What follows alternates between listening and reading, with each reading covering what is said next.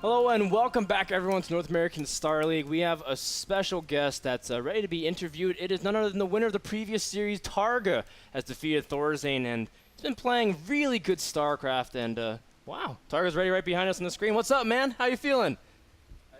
Pretty good. So, Targa, let me start things off. You know, it's no secret a lot of pro gamers that I've talked to just classify you as a really cheesy guy, but you know, continuously, I've seen you throw in this cheese that's really, really good, and then show macro games that are exceptionally, like, strong. You know what you're doing with your army, which is so cool, and I feel like a lot of pro gamers don't know what they're doing with their army. What do you have to say about your style, and how do you characterize yourself? I kind of agree about the cheesy part, but most of my cheeses are planned. You know, like, I want to be predictable, unpredictable. And like if I do a cheese, I have inside information about the opponent. I usually know what he's going to do, his scouting pattern, or if he's gonna like Thorzane did. If he's gonna proxy 2-Rex, I'm not afraid to respond with a 10-pole Baneling nest. And I think that's how the game is supposed to be played.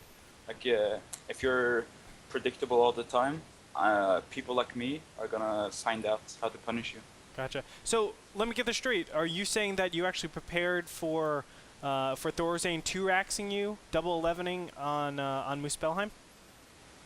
I had a hunch that he would do it. That actually So smart. yeah, that shows like an immense amount of preparation. He's been doing it in a lot of tournaments lately, especially on the starting map.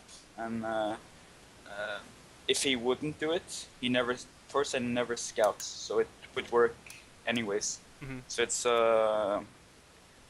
it's a pretty much a free win for me. Yeah. Like especially against players like Thorzane. Yeah, I just want to mention it a little bit more because I can't stress enough how much I respect people that really study their opponent and really prepare for their matches. And I want to draw attention to it a little bit for the viewers at home and say, awesome job, Targa. Yeah. And awesome job at DreamHack, man. Like, can you give us a little background on someone who may have not necessarily like be always in the spotlight? What was it like being in DreamHack? It was one of your first few international tournaments, and you already placed in 4th. What's it like, man? And what other tournaments can we expect you at in the future? Well, for DreamHack, I'm pretty happy. It's kind of funny because I did a few, like 2 interviews before DreamHack. And I said that if I had a good bracket, I thought that I could get top 4. I also called out for GG, Lucifer, and Vortex, and said that I wanted to play against them, and I beat all of them. Nice. Yeah. So I had a pretty good feeling like after DreamHack. Yeah, and then you like ran into the eventual winners in both those tournaments, right? Like you lost to the guy that ended up winning the tournament, so yeah, it was kind of unfortunate. I've participated in 3 international tournaments so far this year. Yeah. Every tournament I've lost to the winner. Oh, that's right. At the IM Kiev, I lost to MMA. IM Gamescom, I lost to MVP. And this time I lost to Teja. Those Korean Terrans, man.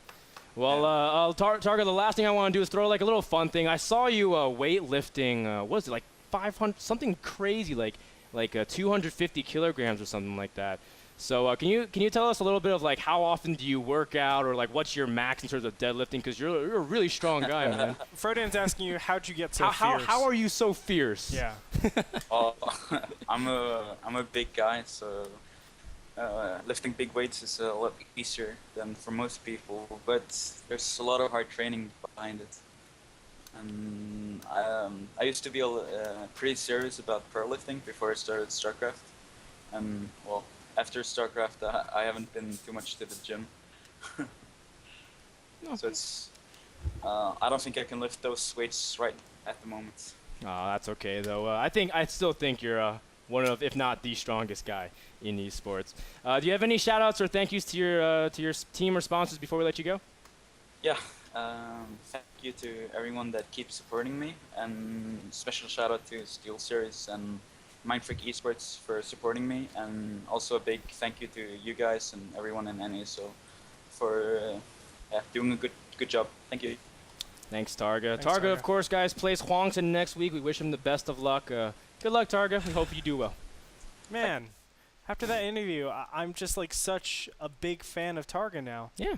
Oh, come on, man. After last season, I was a big fan of Targa already. You know, I had a lot of speculation on Targa because, again, he's known for being very cheesy.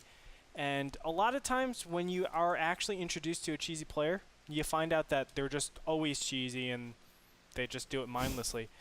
For Targa to actually incorporate it in like he does, and he studies his opponent so much, the fact that he knows scouting patterns and he knows to actually look for that in games, that shows me a lot of preparation. Yep. Someone that knows how to do best of threes, someone that really knows how to play this game and incorporate cheese in the right way, and I respect that incredibly. That's kind of the argument that people have against 4GG because he does tend to cheese a lot, not just in tournaments but on ladder. And a lot of people were saying like, man, like he is nothing without playing 1 base or 2 base cheese builds.